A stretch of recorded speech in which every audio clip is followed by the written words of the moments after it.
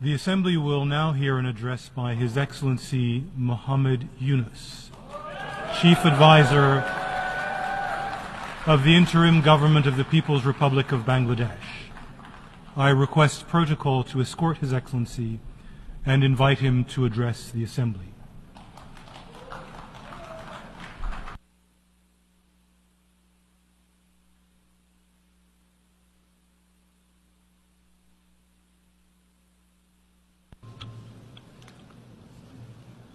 বিসমিল্লাহির রহমানির রহিম।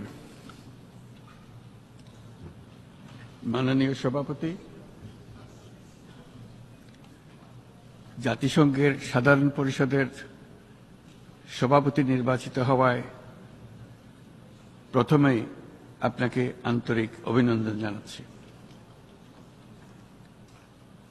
আমি আশ্বস্ত করছি যে আপনার এই দায়িত্ব পালনকালে বাংলাদেশ প্রতিনিধি দল আপনাকে পূর্ণাঙ্গ সহযোগিতা প্রদান করবে। জাতিসংঘের ম্যান্ডেটকে সমুন্নত রেখে বৈশ্বিক সংকট সমূহ নিরসনে মহাসচিব অ্যান্টোনিও গুতেরেসের দৃঢ় প্রতিজ্ঞ সাফল্যমণ্ডিত নেতৃত্বের জন্য তাকেও জানাই আন্তরিক সাধুবাদ।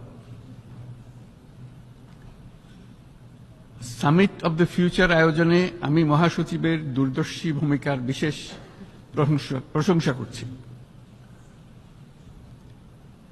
সম্মেলনে যে pact for the future and declaration on future generations সর্বসম্মতভাবে গৃহীত হয়েছে, তা এজেন্ডা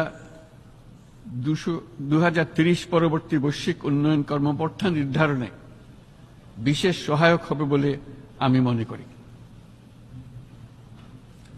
বাংলাদেশ বিশ্বাস করে যে এই সম্মেলনের অর্জন বৈশ্বিক সমৃদ্ধি অর্জনের জন্য আমাদের সবার অভিপ্রায় ও সহযোগিতা কাঠামো প্রণয়নে দিক নির্দেশক হিসেবে কাজ করবে।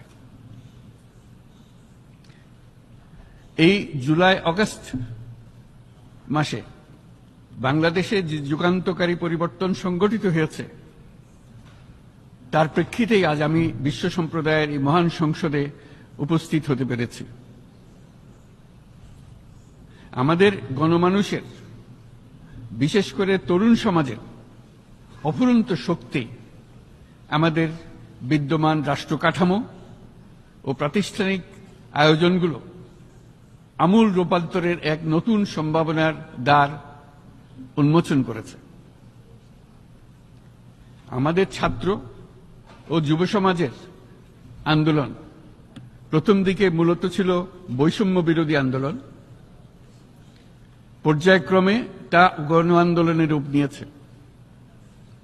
এরপর সারা পৃথিবী অবাক বিস্ময়ে দেখেছে কিভাবে সমগ্র বাংলাদেশের মানুষ একনায়কতন্ত্র, নিপীড়ন, বৈষম্য, অবিচার ও দুর্নীতির বিরুদ্ধে রাজপথ ও সামাজিক যোগাযোগের মাধ্যমে দৃঢ়ভাবে রুখে দাঁড়িয়েছিল। আমাদের ছাত্র জনতা তাদের অদম্য সংকল্প ও প্রত্যয়ের মাধ্যমে একটি স্বৈরাচারী ও অগণতান্ত্রিক শাসন ব্যবস্থা থেকে আমাদের মুক্তি এনে দিয়েছে। তাদের এই সংকল্পের মধ্যেই আমাদের দেশের ভবিষ্যৎ নিহিত।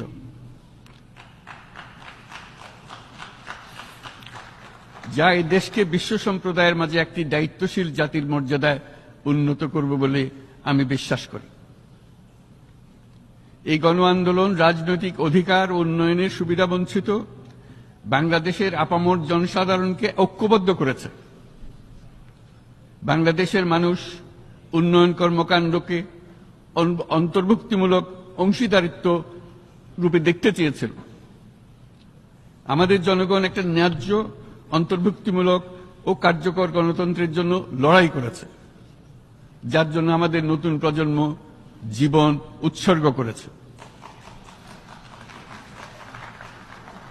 আমাদের এই তরুণরা যে প্রজ্ঞা, সাহস ও প্রত্যয় দেখিয়েছে তা আমাদের অভিভূত করেছে, সারা বিশ্ববাসীকে অভিভূত করেছে। বন্দুকের গুলি উপেক্ষা করে বুক পেতে দাঁড়িয়ে গিয়েছিল আমাদের এই তরুণরা। অবৈধ রাষ্ট্র ক্ষমতার বিরুদ্ধে প্রবলভাবে সোচ্চার হয়েছিল আমাদের তরুণ তরুণীরা, স্কুল পড়ুয়া কিশোর কিশোরীরা। তারা নিঃসঙ্গ চিত্তে উৎসর্গ করেছিল তাদের জীবন। শত শত মানুষ চিরতরে হারিয়েছে তাদের দৃষ্টিশক্তি। আমাদের মায়েরা, দিনমজুরেরা ও শহরের অগণিত মানুষ তাদের সন্তানদের কাঁধে কাঁধ মিলিয়ে নেমেছিল রাজপথে। তপ্ত রোদ, বৃষ্টি, মৃত্যু ভয়কে তোয়াক্কা না করে তারা সত্য ও ন্যায়সঙ্গত আকাঙ্ক্ষার বিরুদ্ধে দীর্ঘকালব্যাপী রাষ্ট্রযন্ত্রকে পরিচালনা করার অশুভ ষড়যন্ত্রকে পরাভূত করেছিল। জনগণের এই আন্দোলনে আমাদের জানা মতে প্রায় 800-এরও বেশি জীবন আমরা হারিয়েছি স্বৈরাচারী শক্তির হাতে। উদারনীতি, বহুত্ববাদ ও ধর্মনিরপেক্ষতার উপর মানুষের গভীর বিশ্বাস থেকেই বাংলাদেশ রাষ্ট্রের অভ্যুদয় হয়েছিল। 1971 সালে যে মূল্যবোধকে বুকে ধারণ করে আমাদের গণমানুষ যুদ্ধ করেছিল, সেই মূল্যবোধকে বহু বছর পরে আবার জেনারেশন জি, যে প্রজন্ম জি, নতুনভাবে আমাদেরকে দেখতে শিখিয়েছে। এরকমটি আমরা দেখেছিলাম 1952 সালের ভাষা আন্দোলনে, বাংলাকে মাতৃভাষা হিসেবে প্রতিষ্ঠার সময়। বাংলাদেশের এই অভ্যুত্থান আগামী দিনগুলোতে বিশ্বের বিভিন্ন প্রান্তে মানুষকে মুক্তি ও ন্যায় বিচারের পক্ষে দাঁড়াতে প্রেরণা যোগাবে। আমাদের মুক্তি ও গণতান্ত্রিক আকাঙ্ক্ষাকে বাস্তবে রূপ দিতে আমি তাই আজ বিশ্ব সম্প্রদায়কে আমাদের নতুন বাংলাদেশের সঙ্গে সম্পৃক্ত হওয়ার উদাত্ত আহ্বান জানাচ্ছি। মাননীয় সভাপতি, যে রাষ্ট্র কাঠামো দুঃসহ হয়ে গেছে তার পুনর্গঠনের জন্য আমাদের তরুণরা, দেশের আপামর জনসাধারণ একমত হয়ে আমার এবং আমার উপদেষ্টা পরিষদের উপর আস্থা রেখে সরকার পরিচালনার এক মহান দায়িত্ব আমাদের উপর ন্যস্ত করেছে। এই দায়িত্ব গ্রহণের পর আমরা গভীর বিস্ময় ও হতাশার সঙ্গে মুখোমুখিভাবে দেখতে পাচ্ছি কিভাবে সর্বগ্রাসী দুর্নীতি একটি কার্যকর গণতান্ত্রিক ব্যবস্থাকে ধ্বংসস্তূপে পরিণত করেছে, কিভাবে রাষ্ট্রের মূল প্রতিষ্ঠানগুলোকে নির্মমভাবে দলীয়করণের আবর্তে বন্দী করে রাখা হয়েছিল, কিভাবে জনগণের অর্থকে লুটপাট করা হয়েছিল, কিভাবে একটি বিশেষ স্বার্থান্বেষী গোষ্ঠী সমস্ত ব্যবসা বাণিজ্যকে অন্যায়ভাবে নিজেদের হাতে কুক্ষিগত করে দেশের সম্পদ অবাধে বিদেশে পাচার করে দিয়েছে। এক কথায়, কিভাবে প্রত্যেকটি পর্যায়ে ন্যায়, নীতি ও নৈতিকতা অদৃশ্য হয়ে গিয়েছিল। এরকম এক অবস্থার দেশকে পুনর্গঠন এবং জনগণের কাঙ্ক্ষিত রাষ্ট্র ব্যবস্থা প্রতিষ্ঠিত করার জন্য আমাদের উপর দায়িত্ব প্রদান করা হয়েছে। অতীতের ভুলগুলোকে সংশোধন করে একটা প্রতিযোগিতামূলক ও শক্তিশালী অর্থনীতি এবং ন্যায়ভিত্তিক সমাজ ব্যবস্থা গড়ে তোলাই এই মুহূর্তে আমাদের মূল লক্ষ্য। বর্তমান পরিবর্তিত পরিস্থিতিতে সকল রাজনৈতিক দল এখন স্বাধীনভাবে তাদের মতামত প্রকাশ করতে পারছে। যে সব ব্যক্তি বা প্রতিষ্ঠান রাষ্ট্রীয় কাজ ও সিদ্ধান্ত গ্রহণ করার প্রক্রিয়ায় সম্পৃক্ত, তাদের প্রত্যেকের জবাবদিহিতা নিশ্চিত করাই আমাদের অগ্রাধিকার। আমরা মানুষের মৌলিক অধিকারকে সমুন্নত ও সুরক্ষিত রাখতে দৃঢ়প্রতিজ্ঞ। আমাদের দেশের মানুষ মুক্তভাবে কথা বলবে, ভয়ভীতি ছাড়া সমাবেশ করবে, তাদের পছন্দের ব্যক্তিকে ভোট দিয়ে নির্বাচিত করবে, এটাই জাতির আকাঙ্ক্ষা এবং এটাই আমাদের লক্ষ্য। বিচার বিভাগের স্বাধীনতা সংরক্ষণ ও সাইবার ডোমেইন সহ গণমাধ্যমের স্বাধীনতা সুসংহতকরণে আমরা প্রতিজ্ঞাবদ্ধ। আমাদের একজন কৃষক বা একজন শ্রমিকের সন্তানও যেন সমাজের সর্বোচ্চ শিখরে পৌঁছতে পারে, সেই লক্ষ্যে বিশালকার অবকাঠামো নির্মাণের বদলে স্বাস্থ্য ও শিক্ষা খাতে বরাদ্দ বৃদ্ধির আমরা গুরুত্ব আরোপ করছি।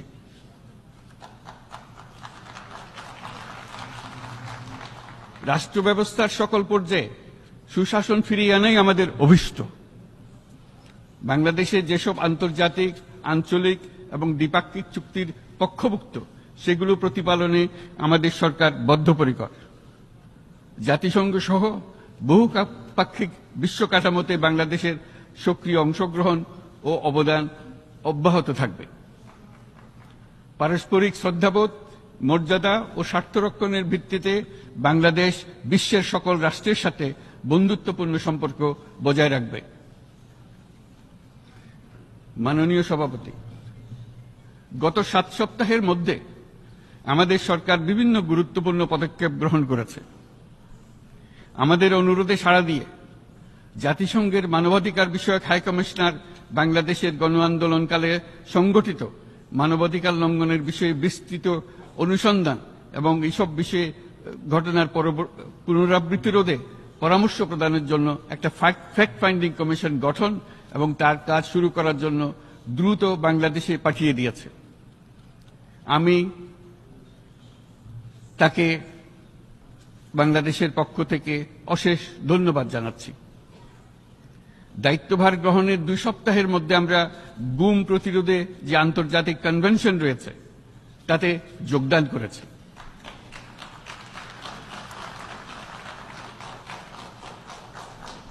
এর আশু বাস্তবায়নের জন্য প্রয়োজনীয় দেশীয় আইন ও বিধি প্রণয়নে আমরা এখন প্রক্রিয়া শুরু করেছি। বাংলাদেশে গত 1.5 দশকে যে সমস্ত গুমের অভিযোগ রয়েছে সেগুলো তদন্ত করার জন্য একটি তদন্ত কমিশন এই মুহূর্তে কর্মরত আছে। মানুষের আস্থা, আত্মবিশ্বাস ফিরিয়ে আনতে এবং নির্মম অতীত যেন আর ফিরে না আসে কোনোদিন, সেজন্য আমরা কিছু সুনির্দিষ্ট খাতে সংস্কারকে অগ্রাধিকার দিয়েছি। সেই লক্ষ্যে আমরা বিদ্যমান নির্বাচন ব্যবস্থা, সংবিধান, বিচার ব্যবস্থা, জনপ্রশাসন, আইন শৃঙ্খলা ব্যবস্থা সংস্কারের জন্য স্বাধীন কমিশন গঠন করেছি। সংবাদপত্র ও গণমাধ্যমের সংস্কারের জন্যও পৃথক কমিশন সহ আরো কয়েকটি বিশেষ বিষয়ে কমিশন গঠন প্রক্রিয়াধীন রয়েছে। ব্যবসা বাণিজ্যে অনুকূল পরিবেশ সৃষ্টির লক্ষ্যে আমরা ব্যাংক ও আর্থিক খাতের ব্যাপক সংস্কারের উদ্যোগ গ্রহণ করেছি। কোনো বিদেশি ব্যবসা বা বিনিয়োগ যেন ক্ষতিগ্রস্ত না হয় তা নিশ্চিত করতে আমরা বদ্ধপরিকর। এইসব সংস্কার যেন টেকসই হয়, দীর্ঘমেয়াদে নিশ্চিত করতে এবং অবাধ ও নিরপেক্ষ অংশগ্রহণপূর্বক নির্বাচনের জন্য উপযোগী পরিবেশ সৃষ্টি করতে আমরা কাজ করে যাচ্ছি। গণতন্ত্র, আইনের শাসন, সমতা, সমৃদ্ধি অর্জনের মাধ্যমে একটি ন্যায়ভিত্তিক সমাজ হিসেবে আত্মপ্রকাশের অভিপ্রায় বাস্তবায়নে আমি বাংলাদেশের প্রতি আন্তর্জাতিক সম্প্রদায়ের সমর্থন ও গভীরতর সম্পর্ক গঠন করার জন্য আহ্বান জানাচ্ছি।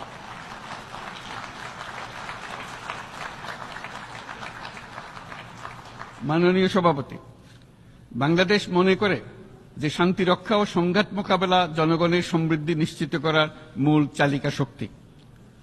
সাম্প্রতিক বিপ্লবকালে আমাদের ইতিহাসের সবচেয়ে কঠিনতম সময়ে জনগণের মুক্তির আকাঙ্ক্ষা পূরণে তাদের পাশে দৃঢ়ভাবে দাঁড়িয়ে আমাদের সাহসী সশস্ত্র বাহিনী সমূহ আরও একবার শান্তির প্রতি তাদের অঙ্গীকার প্রমাণ করেছে।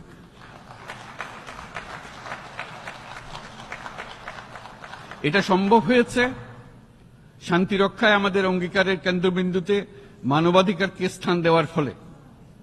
জাতিসংঘের পিস বিল্ডিং কমিশনের সূচনা লগ্ন থেকেই শান্তি রক্ষার মতো শান্তি বিনির্মাণেও বাংলাদেশ সমান অঙ্গীকার ব্যক্ত করে এসছে। আমাদের দিনগুলোতে আমরা জাতিসংঘের শান্তি রক্ষা কার্যক্রমে আমাদের মূল্যবোধ ভিত্তিক অবদানের ধারাবাহিকতা রক্ষা, সমুন্নত ও প্রসারিত করতে বদ্ধপরিকর। জাতিসংঘের শান্তি রক্ষা কার্যক্রমে অবদানকারী তৃতীয় বৃহত্তম রাষ্ট্র হিসেবে বাংলাদেশ এখন পর্যন্ত 43টি দেশে 63টি মিশনে শান্তিরক্ষী প্রেরণ করেছে।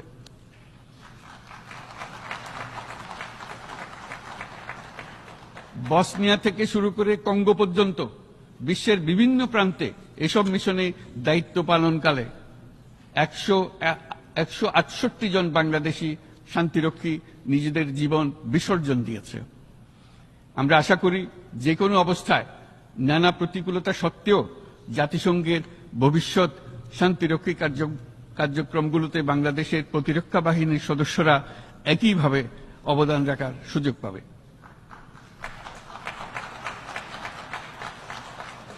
মাননীয় সভাপতি, আমাদের সকলের বাসস্থান এই পৃথিবী বৈশ্বিক অগ্রাধিকারগুলোকে সঠিকভাবে নির্ণয় করতে আগ্রহী। জলবায়ু পরিবর্তন আমাদের সকলের অস্তিত্বের প্রতি হুমকি স্বরূপ। এই গ্রীষ্মে সর্বকালের রেকর্ড ভঙ্গকারী তাপদাহ আমাদের জলবায়ুজনিত পরিবর্তনের কথা স্পষ্টভাবে স্মরণ করিয়ে দিয়েছে। আমাদের যা প্রয়োজন তা হল জলবায়ু সম্পর্কিত ন্যায় বিচার, যাতে করে দায়িত্বজ্ঞানহীন সিদ্ধান্ত, উদাসীন আচরণ কিংবা এর মাধ্যমে সাধিত ক্ষতির বিষয়ে যারা সংশ্লিষ্ট তাদের দায়বদ্ধ করা যায়। জলবায়ু পরিবর্তনজনিত দীর্ঘমেয়াদী প্রভাবগুলো অপূরণীয় ক্ষতির কারণ হয়ে দাঁড়িয়েছে। আমরা জীব বৈচিত্র্য হারিয়ে ফেলছি। প্যাথোজেনের পরিবর্তনের ফলে নতুন রোগ বাড়ছে। কৃষিক্ষেত্রে চাপ বাড়ছে ক্রমাগতভাবে। পানি সম্পদ ঝুঁকিতে ফেলছে আমাদের বাসযোগ্যতাকে। সমুদ্র পৃষ্ঠের উচ্চতা বৃদ্ধি এবং লবণাক্ততা আমাদের ক্ষতি করছে প্রতিনিয়ত। ঘূর্ণিঝড়ের সংখ্যা ও মাত্রা বৃদ্ধির কারণে যে ক্ষতি হচ্ছে তাকে উপেক্ষা করার সুযোগ নেই। ক্ষুদ্র কৃষক, প্রান্তিক পর্যায়ে জীবিকা অন্বেষণকারীরা জলবায়ু পরিবর্তনজনিত ঝুঁকির মুখোমুখি হচ্ছে সবচেয়ে বেশি। আমি আজ এই বিশ্ব সভায় যখন কথা বলছি তখন বাংলাদেশের পূর্বাঞ্চলে 50 লাখেরও অধিক মানুষ তাদের জীবদ্দশায় হওয়া সবচেয়ে ভয়াবহ বন্যা মোকাবেলা করে যাচ্ছে। মহাসচিব গুতেরেস আমাদেরকে দেখিয়েছেন যে বিদ্যমান পরিক্রমা অব্যাহত থাকলে বিশ্বের গড় তাপমাত্রা 2.7 ডিগ্রি সেলসিয়াস বৃদ্ধির দিকে অগ্রসর হতে থাকবে।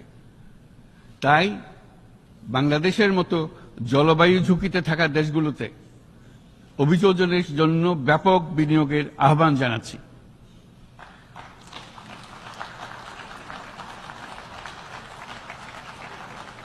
এছাড়াও উদ্ভাবনী শক্তির প্রয়োগ, অতিরিক্ত অর্থায়নের মাধ্যমে লস এন্ড ড্যামেজ ফান্ডকে কার্যকর করা আমাদের জন্য অত্যন্ত গুরুত্বপূর্ণ। একইভাবে আমাদের প্রয়োজন প্রযুক্তির সহজলভ্যতা, সক্ষমতা বৃদ্ধি। নির্দিষ্ট করে বললে আমাদের দরকার জীবন রক্ষাকারী প্রযুক্তি, বিশেষত কৃষি, পানি এবং জনস্বাস্থ্য খাতে, যেখানে ক্ষুদ্র ক্ষুদ্র উদ্ভাবন এবং সমাধানসমূহ ঝুঁকিতে থাকা জনগোষ্ঠীকে রক্ষা করতে পারে। জলবায়ু সংকটের মোকাবেলা এবং বৈশ্বিক অর্থনীতি সুসংহতকরণে আমাদের যুগপৎভাবে কাজ করতে হবে। বিশ্ব সম্প্রদায় এখন কার্বন মুক্ত পৃথিবী গড়ে তুলতে মনোযোগী হচ্ছে। বিশ্বের অধিকাংশ মানুষকে এই ধরনের পরিবর্তনের সুফলভোগী করতে হলে নেট জিরো পৃথিবীর দিকে আমাদেরকে অগ্রসর হতে হবে। বাংলাদেশের মতো দেশগুলোকে সাথে নিয়ে যেতে হবে। তা না হলে পারস্পরিক দায়িত্ববোধের মাধ্যমে পারস্পরিক সমৃদ্ধি অর্জনে আমাদের সার্বজনীন অঙ্গীকার পূরণে পিছিয়ে পড়ব আমরা। এই ক্ষেত্রে আমি বিশ্বাস করি সমগ্র বিশ্ব একসাথে 3-0 লক্ষ্য অর্জনের ধারণা বিবেচনা করে দেখতে পারে, যার মাধ্যমে আমরা শূন্য দারিদ্র, শূন্য বেকারত্ব এবং শূন্য নেট কার্বন নিঃসরণ অর্জন করতে পারি। যেখানে পৃথিবীর প্রতিটি তরুণ তরুণী চাকরি প্রার্থী না হয়ে বরং উদ্যোক্তা হিসেবে নিজেকে প্রতিষ্ঠিত করার সুযোগ পাবে।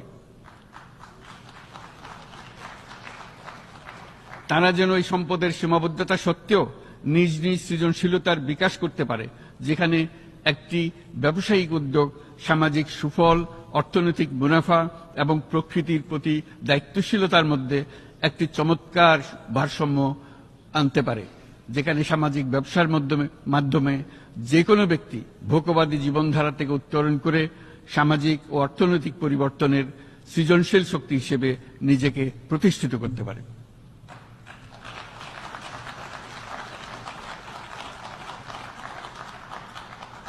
এই সময়ে তাই প্রয়োজন উন্নত উন্নয়নশীল সকল দেশসমূহ এবং বিভিন্ন অংশীদারদের মধ্যে নতুন দৃষ্টিভঙ্গি, নতুন মূল্যবোধ এবং নতুন একতা।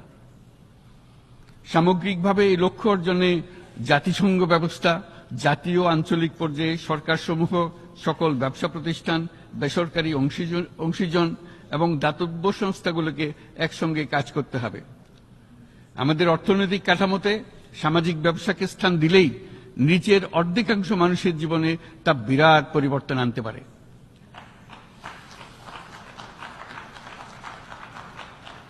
এই পদক্ষেপ একই সঙ্গে জলবায়ুর ধ্বংসাত্মক গতিকে সফলভাবে রোধ করতে পারে এবং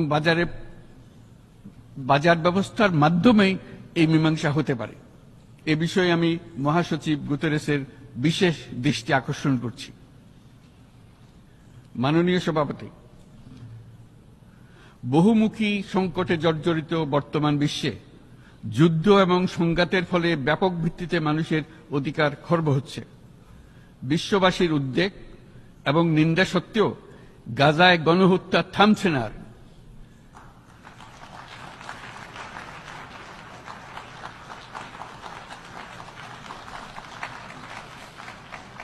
ফিলিস্তিনের মতো বিদ্যমান বাস্তবতা কেবল আরব কিংবা মুসলমানদের জন্যই উদ্বেগজনক নয়, বরং তা সমগ্র মানব জাতির জন্যই উদ্বেগের বিষয়।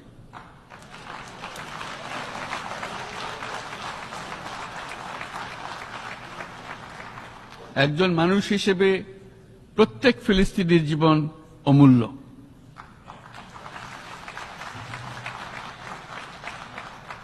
ফিলিস্তিনের জনগণের বিরুদ্ধে যে মানবতা বিরোধী অপরাধ হচ্ছে তার জন্য সংশ্লিষ্ট সকলকে দায়বদ্ধ করতে হবে।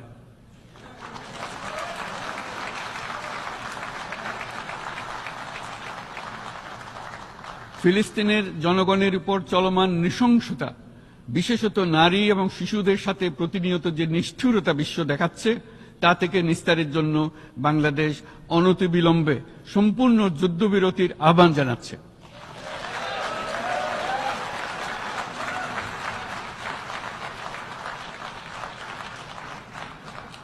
দ্বিরাষ্ট্রভিত্তিক সমাধানেই মধ্যপ্রাচ্যে টেকসই শান্তি আনতে পারবে।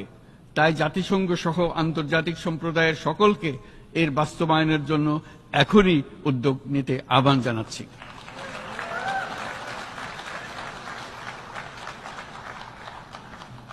গত 2.5 বছর ধরে ইউক্রেনে চলমান যুদ্ধে বহু মানুষ প্রাণ হারিয়েছে।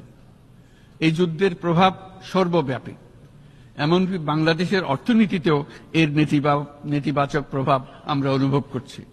আমরা তাই উভয় পক্ষকে সংলাপে বসে বিরোধ নিরসনের মাধ্যমে যুদ্ধের অবসান ঘটানোর আহ্বান জানাচ্ছি। মাননীয় সভাপতি, বাংলাদেশ গত 7 বছর যাবৎ মিয়ানমার হতে আগত 12 লাখেরও বেশি রোহিঙ্গাদের মানবিক কারণে আশ্রয় দিয়ে আসছে। এর ফলে আমরা বিরাট সামাজিক, অর্থনৈতিক, পরিবেশগত ক্ষতির সম্মুখীন হচ্ছি। মিয়ানমারের অভ্যন্তরীণ সমস্যা থেকে সৃষ্ট এই সংকট বাংলাদেশ ও আমাদের অঞ্চলের জন্য প্রথাগত ও অপ্রথাগত উভয় ধরনের নিরাপত্তা ঝুঁকির কারণ হয়ে দাঁড়িয়েছে। মিয়ানমার থেকে বাংলাদেশে বলপূর্বক বাস্তুচ্যুত রোহিঙ্গাদের সহায়তা করতে আমরা অঙ্গীকারবদ্ধ। আমরা রোহিঙ্গাদের জন্য মানবিক সহায়তা কার্যক্রম চালু রাখা এবং তাদের টেকসই প্রত্যাবর্তন নিশ্চিত করার উদ্দেশ্যে আন্তর্জাতিক সম্প্রদায়ের পর্যাপ্ত সহায়তা অব্যাহত রাখার আহ্বান জানাচ্ছি।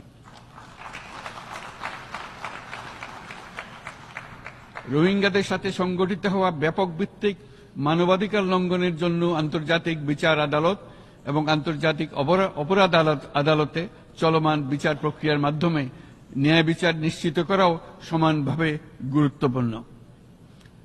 রোহিঙ্গারা যাতে নিজ দেশে স্বাধীন এবং মর্যাদাপূর্ণ জীবন যাপন করতে পারে, সেই লক্ষ্যে অনুকূল পরিবেশ তৈরিতে জাতিসংঘ অন্যান্য আন্তর্জাতিক প্রতিষ্ঠানের ধারাবাহিক প্রচেষ্টার প্রশংসা দাবিদার।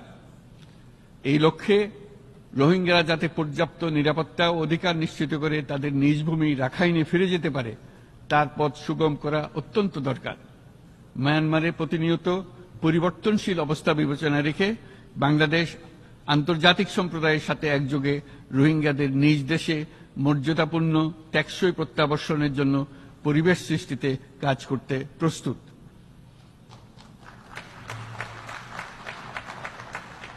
মাননীয় সভাপতি, রাজনৈতিক মুক্তি এবং সামাজিক অর্থনৈতিক জাগরণ ব্যতীত শান্তি ও নিরাপত্তা নিশ্চিতে সাফল্য অর্জন করা সম্ভব নয়। প্রায় এক দশক পূর্বে বিশ্ব সম্প্রদায় সর্বসম্মতক্রমে এজেন্ডা 2030 প্রণয়ন করেছিল। আমরা সবাই আমাদের সামষ্টিক আকাঙ্ক্ষা ও বিশ্বাস অর্পণ করেছি এই সার্বজনীন টেকসই উন্নয়ন অভিষ্টগুলো অর্জনে। সার্বিকভাবে মাত্র 17% ও কম লক্ষ্যমাত্রা অর্জন হয়েছে। স্পষ্টতই এই ক্ষেত্রে অনেক উন্নয়নশীল রাষ্ট্র আরও পিছিয়ে আছে। উন্নয়নশীল দেশগুলোকে এসডিজি অর্থায়নের বছরে প্রায় 2.5 থেকে 4 ট্রিলিয়ন মার্কিন ডলারের সমান ঘাটতি মোকাবেলা করতে হচ্ছে। উন্নয়নশীল বিশ্বের ঋণের বোঝা, ক্ষয়িষ্ণু আর্থিক সক্ষমতা এবং জলবায়ু পরিবর্তনের ক্ষতিকর প্রভাবের কারণে বাংলাদেশের মতো দেশগুলিতে বেশি ঝুঁকিতে রয়েছে। আমরা আশা করি উন্নয়নের জন্য অর্থায়ন সংক্রান্ত চতুর্থ আন্তর্জাতিক সম্মেলনে এই ধরনের জটিল এবং কাঠামোগত সমস্যাগুলোর দিকে নজর দেওয়া হবে। বহুপাক্ষিক আর্থিক প্রতিষ্ঠানগুলোকে এমন অভিন্ন লক্ষ্যে নিয়ে যাওয়ার কাজ করতে হবে যাতে সকল রাষ্ট্র সমানভাবে সম্পদ ও সুযোগের ব্যবহার করতে পারে। তারা নিজেদের কর্মসূচিতে সামাজিক ব্যবসাকে গুরুত্বপূর্ণ ভূমিকা দিতে পারে, যাতে নিম্ন আয়ের দেশগুলোর বাস্তবতাকে বিশেষভাবে মোকাবেলা করা যায়, যা ব্যবসায়ী উদ্যোগ এবং ব্যক্তির সৃজনশীলতাকে উদ্বুদ্ধ করে, যা বঞ্চিত জনগোষ্ঠীকে বিশালভাবে সহায়তা করে। এই ক্ষেত্রে অবৈধ অর্থের প্রবাহ এবং উন্নয়নশীল দেশগুলো থেকে সম্পদ পাচার বন্ধ করা অত্যন্ত আবশ্যক। উন্নয়নশীল দেশগুলো থেকে পাচার হয়ে যাওয়া সম্পদ ফেরত আনার জন্য আন্তর্জাতিক সহযোগিতা জোরদার করতে হবে। আমরা আশা করি কর ফাঁকি রোধে আন্তর্জাতিক কর কনভেনশন অতি শীঘ্রই গৃহীত হবে। মাননীয় সভাপতি, আমরা যে নিবিড়ভাবে সংযুক্ত বিশ্বে বসবাস করছি, সেখানে অভিবাসন এবং মানুষের অবাধ প্রবাহ এক অলঙ্ঘনীয় বাস্তবতা। বাংলাদেশি নাগরিকরা প্রতিনিয়ত বিভিন্ন দেশে অভিবাসী হিসেবে যাচ্ছেন। তারা বিভিন্ন দেশে তাদের কর্মসংস্থানের সন্ধানে আছেন। বিশ্বের বিভিন্ন প্রান্তে এই মুহূর্তে প্রায় 1.5 কোটি প্রবাসী বাংলাদেশি আছেন। সকলের জন্য অভিবাসনের উপযোগিতা নিশ্চিত করতে বিশ্ব সমাজকে নিরাপদ, সুশৃঙ্খল এবং নিয়মিত মর্যাদাপূর্ণ অভিবাসনের পথ সুগম করতে হবে। আন্তর্জাতিক সম্প্রদায়কে অভিবাসীদের মানবাধিকার এবং তাদের প্রতি মানবিক আচরণ নিশ্চিত করতে হবে। অভিবাসনের উপর 2018 সালে যে গ্লোবাল কম্প্যাক্ট অন মাইগ্রেশন গৃহীত হয়েছে, তার পূর্ণ বাস্তবায়নে বাংলাদেশ প্রতিশ্রুতিবদ্ধ এবং একই সাথে অনিরাপদ অভিবাসন রোধেও আমরা বদ্ধপরিকর। মাননীয় সভাপতি, প্রতি বছর প্রায় 25 লক্ষ তরুণ তরুণী বাংলাদেশের শ্রমবাজারে যুক্ত হচ্ছেন। বাংলাদেশের বিপুল জনশক্তির প্রায় 2/3 তরুণ। এই জনশক্তিকে বর্তমান ও আগামীর জন্য গড়ে তোলা বাংলাদেশের জন্য একটা বড় চ্যালেঞ্জ। ক্রমপরিবর্তনশীল কর্মজগতে একজন তরুণকে প্রতিনিয়ত নতুন দক্ষতা অর্জন করতে হয়। এই কর্মপরিবেশের সাথে মানিয়ে নেওয়া শিখতে হয়। এই জন্য বাংলাদেশ যখন মধ্যম আয়ের দেশ হিসেবে উন্নতি হচ্ছে, তখন আমরা শিক্ষা এবং প্রযুক্তিগত সহায়তা লাভের উপর বিশেষ জোর দিচ্ছি। এবার কৃত্রিম বুদ্ধিমত্তার বিষয়ে আসি। কৃত্রিম বুদ্ধিমত্তার অভাবনীয় বিকাশ এবং এর বহুমাত্রিক প্রয়োগে বাংলাদেশ বিশেষভাবে আগ্রহী। আমাদের তরুণ সমাজ জেনারেটিভ আর্টিফিশিয়াল ইন্টেলিজেন্সের সম্ভাবনা নিয়ে উচ্ছ্বসিত। একজন বিশ্ব নাগরিক হিসেবে তারাও চায় নতুন পৃথিবীতে নিয়োজিত হতে, কর্মক্ষম হিসেবে নিজেকে গড়ে তুলতে। বাংলাদেশের মতো বৃহৎ তরুণ জনগোষ্ঠীর দেশ যাতে কৃত্রিম বুদ্ধিমত্তার প্রয়োগজনিত অর্জিত সুফল থেকে পিছিয়ে না পড়ে, বিশ্ব সম্প্রদায়কে তা নিশ্চিত করতে হবে। একই সঙ্গে নিশ্চিত করতে হবে যেন কৃত্রিম বুদ্ধিমত্তার কারণে কর্মক্ষেত্রে মানুষের চাহিদা ক্রমাগতভাবে সংকুচিত হয়ে না যায়। এই প্রসঙ্গে আমি উল্লেখ করি যে আমরা ভিন্ন একটা ইন্টেলিজেন্স, অটোনোমাস ইন্টেলিজেন্স, অর্থাৎ যে কৃত্রিম বুদ্ধিমত্তা নিজেই নিজের কৃত্রিম বুদ্ধিমত্তাকে সম্প্রসারিত করতে পারে মানুষের কোনো হস্তক্ষেপ ছাড়াই, তার ব্যাপারে আমরা বৈজ্ঞানিকদের দৃষ্টি আকর্ষণ করতে চাই। তারা যেন এই ক্ষেত্রে অগ্রসর হওয়ার আগে মানুষের উপরে প্রভাব সম্বন্ধে নিশ্চিত হয়ে অগ্রসর হন। আমাদের ধারণা, অটোনোমাস ইন্টেলিজেন্স মানুষের অস্তিত্বকে বিপন্ন করে তুলতে পারে, কাজে এই ব্যাপারে আমাদের সম্পূর্ণ সজাগ থাকতে হবে। মাননীয় সভাপতি, আমাদের আসলে দরকার নতুন ধরনের সহযোগিতা কাঠামো, যেখানে বৈশ্বিক ব্যবসা ও জ্ঞানের অধিকারী গোষ্ঠী মানুষের চাহিদাগুলোকে যথাযথভাবে অনুধাবন করবে।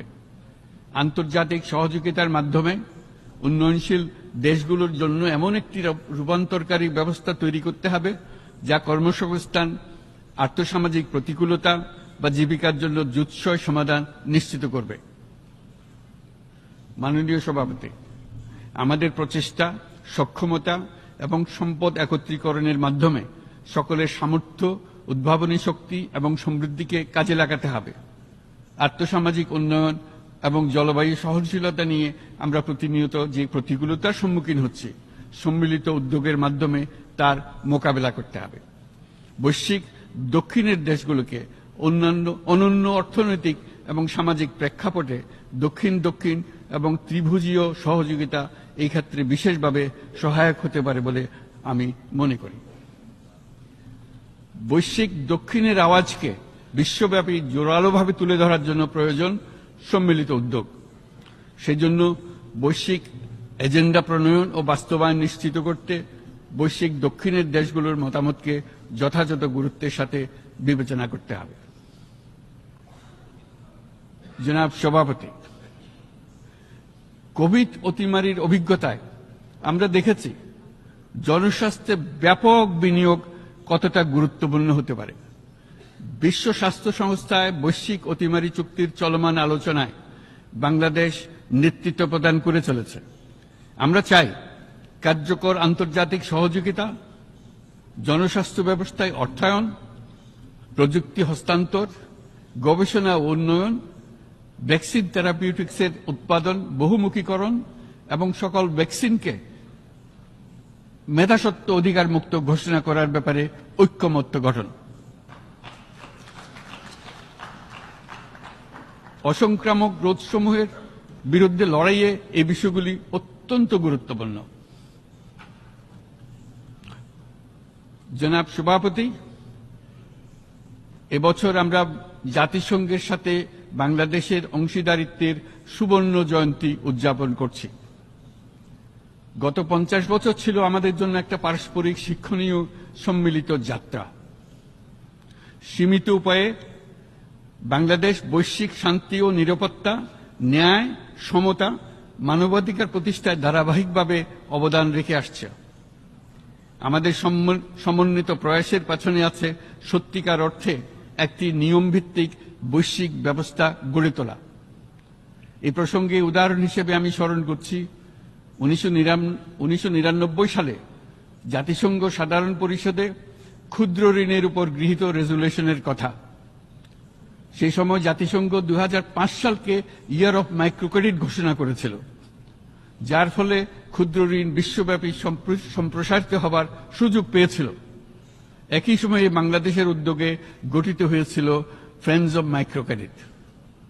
2001 সাল থেকে সাধারণ পরিষদে কালচার অফ পিস সংক্রান্ত বাৎসরিক যে রেজলিউশন গৃহীত হয়ে আসছে, বা নিরাপত্তা পরিষদে নারী, শান্তি ও নিরাপত্তা সংক্রান্ত যে 1325 নম্বর রেজলিউশন গৃহীত হয়েছিল, তা বাংলাদেশের বিশ্বজনীন উদ্যোগগুলোর প্রতিফলন এবং অবদান।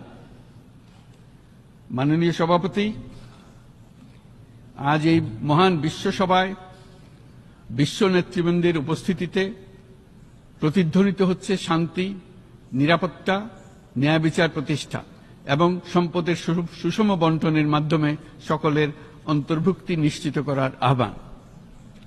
সদস্য রাষ্ট্র হিসেবে আমাদের প্রত্যেককে আজ গভীরভাবে অনুধাবন করতে হবে কিভাবে আমরা নারী, পুরুষ সকলের জন্য ও আগামীর দিনগুলোতে উদ্যোক্তা হবার সমান সুযোগ সৃষ্টি এবং তাদের ক্ষমতায়ন নিশ্চিত করতে পারি। সকল বৈশ্বিক সমস্যার সমাধানের জন্য আমাদের সবার হাতে যথেষ্ট সক্ষমতা, সম্পদ এবং উপায় রয়েছে। আসুন আমরা জাতীয় বা আন্তর্জাতিক যেসব প্রতিশ্রুতি দিয়েছি তা বাস্তবায়ন করি এবং অর্থনৈতিক ক্ষেত্রে সামাজিক ব্যবসার ধারণা প্রতিষ্ঠিত করে সকল প্রকার বৈষম্য ও অসমতার অবসানে ঐক্যবদ্ধভাবে আমরা কাজ করি।